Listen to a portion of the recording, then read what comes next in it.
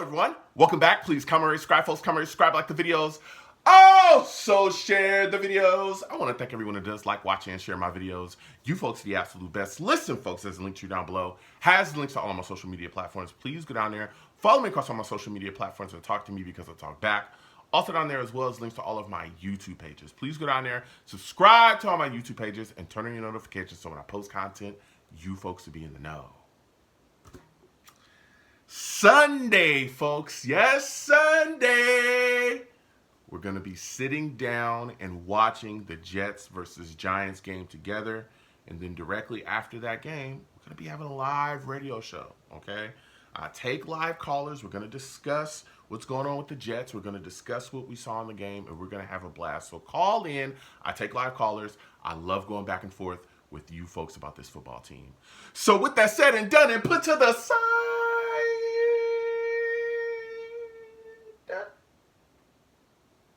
I've come to talk to you folks today about the New York Jets' upcoming game against the Giants. Oh, yes. Oh, yes. Oh, yes. Oh, yes. Listen, it's about that time. All right? It's about that time, okay? Jets are coming off of a bye, feeling good, feeling oh so fresh and oh so clean, okay? We're feeling oh so fresh and oh so clean. And it is time to handle business against this Giants football team. Now, I'm going to start off, all right? I'm going to start off with coaching. That's where I'm going to start first. And here's why.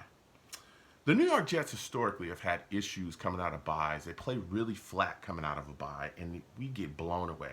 This is not something that's just happened, in the Sulla era. No, this happened with Todd Bowles, even going back to Rex Ryan. I mean, Adam Gase, we were flat every week with Adam Gase, here being our head coach. But even back to the Rex era, I remember his team struggling when they would come out of the byes. They would come out slow, lethargic. They would get smacked.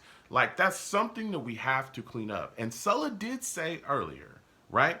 Earlier, into the week, building up into this week, that they were practicing and they were doing some things differently to keep themselves engaged physically and mentally, okay?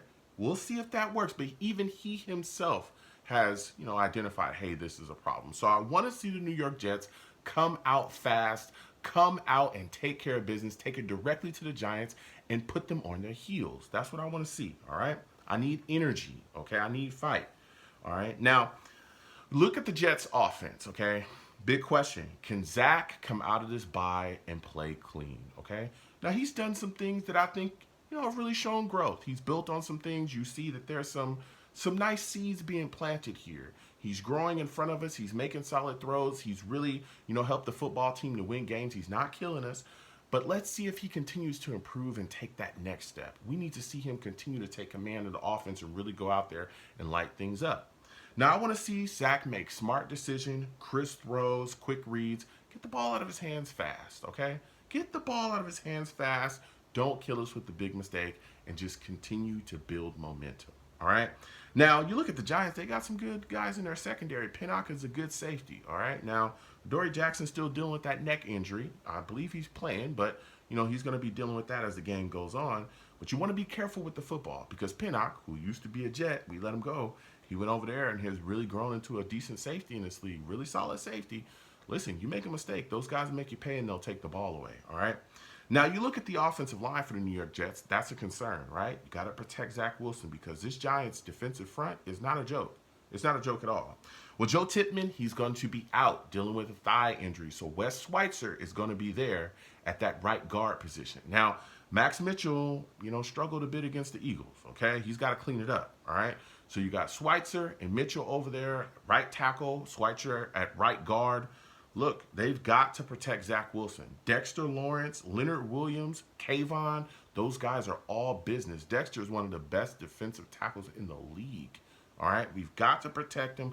We cannot be soft up the middle because, again, this Giants front will bring pressure. I know they've struggled at certain spots, certain times this season, but they'll maul you if you don't protect properly, okay? We've got to run the football effectively. Get the ball in Breece Hall's hands, okay? That's the name of the game.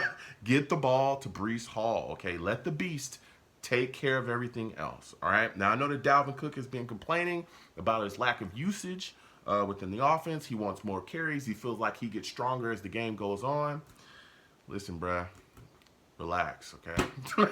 Relax. Give you the ball. You've been looking a bit slow. I tell you what, the guy that should be complaining about lack of utilization within this offense is Michael Carter.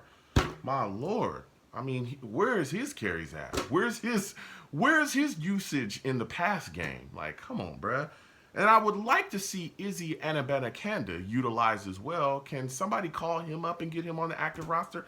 I want to see what the young running back has. Can he provide a spark for us? I think he can, but we have yet to use him. So I want to see Carter get the ball in his hands. Cook will continue to sprinkle him in and figure things out. But Breece definitely needs to be the focal point in this offense, continuing to go forward as he's been since he's, got back from the injury, which he's looked phenomenal this season.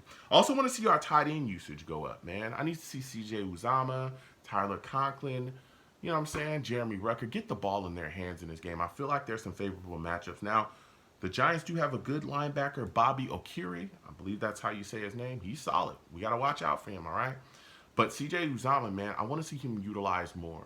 Big body guy, he can catch the football. He's a great, veteran receiving tight end. We got to get the football to him. And I think we're going to have to utilize our tight ends as well to help Chip, particularly on that right side, because I already see they're going to put Kayvon on that right side and try to just absolutely bring all the shenanigans to Max Mitchell and Wes Schweitzer. I already foresee that. I already see that coming, all right? And this is also a game where I think that Garrett Wilson can have a day. I just want to say that. I expect Garrett Wilson to have a big game in this game. Now, Jets defense, man. Sauce, Reed, they were in a concussion protocol. Those boys are cleared to play, okay? They were practicing. Everything's looked good. They're checked out. So the New York Jets are getting their 2 starting corners back into the fold.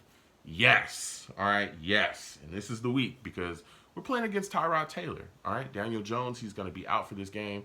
Now, Tyrod, he's a guy that can make some plays in the pocket. He's got a good arm. He's a great veteran quarterback, right?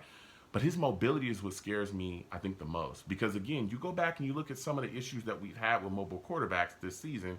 I mean, even if you go back and you watch the Broncos game, and we won that game, but we saw Russell Wilson be able to extend plays utilizing his feet and also move the chains utilizing his feet. There was a lot of times earlier in the game, even Sulla came out and said, hey, we gave away some runs, and then when we tried to shore that all up and we made them play quarterback is when, the Jets were able to take over that football game. Well, let me tell you something. Tyrod is a guy that has mobility. He can move the chains too. He can take a 3rd and 7. You give him a lane, he takes off, and it'll be a first down. It'll be a first down. So we've got to watch that, okay? We've got to keep our eyes on that. And we've got to make sure that when we're rushing Tyrod, don't over-rush him because then, he'll take off. Now, Saquon Barkley, great football player, great running back in this league, and he's been really good for a long time. That's their big weapon, right? We've got to take him away at all costs. We've got to take him away at all costs. I don't know how we're going to do it. All right? I really don't because he's a good runner. He runs with power. He also can catch the football coming out the backfield as well. Solid route runner, good hands. He's got to be the focal point. I don't know if we got to double him, whatever we got to do. All right? Anytime the guy get the football in his hands, corral to the ball. All right? Because if you don't, and you try to tackle him high or you don't tackle correctly, like we've seen with the New York Jets in the past, the defense has struggled at tackling at times, just trying to throw your shoulder into a guy. You throw your shoulder into Saquon, he'll bounce right off and keep it rolling. All right? Wrap when you tackle, defense.